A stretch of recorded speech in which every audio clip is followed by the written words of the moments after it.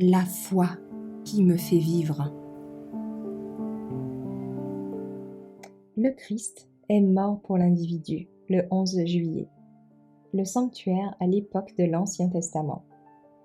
C'est une parole fidèle et digne de toute acceptation que le Christ Jésus est venu dans le monde pour sauver les pécheurs dont je suis le premier. 1 Timothée 1, verset 15.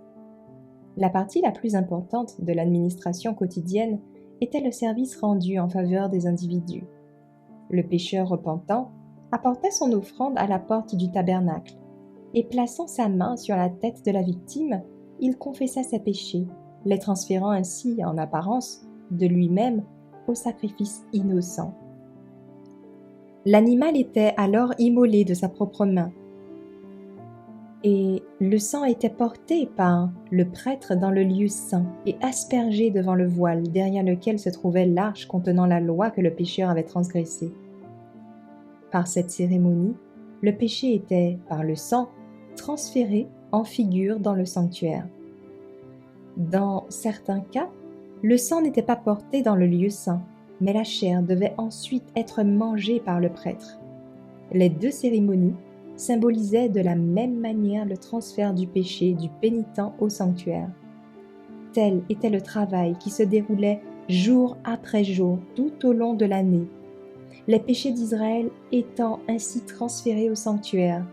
Les lieux saints étaient souillés, et une œuvre spéciale devait nécessairement être réalisée pour l'élimination des péchés.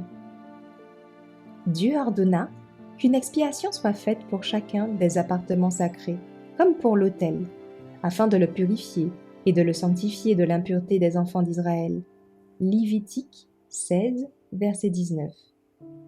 Une fois par an, le grand jour des expiations, le prêtre entrait dans le lieu très saint pour la purification du sanctuaire.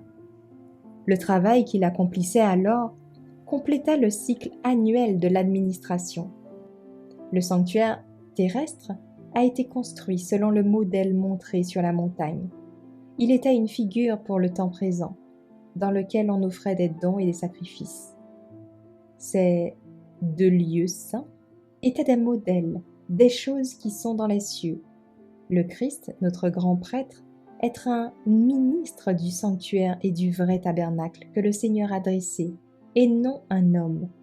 Hébreux 9, verset 9. Il apparaît dans la présence de Dieu, prêt à accueillir la repentance et à répondre aux prières de son peuple.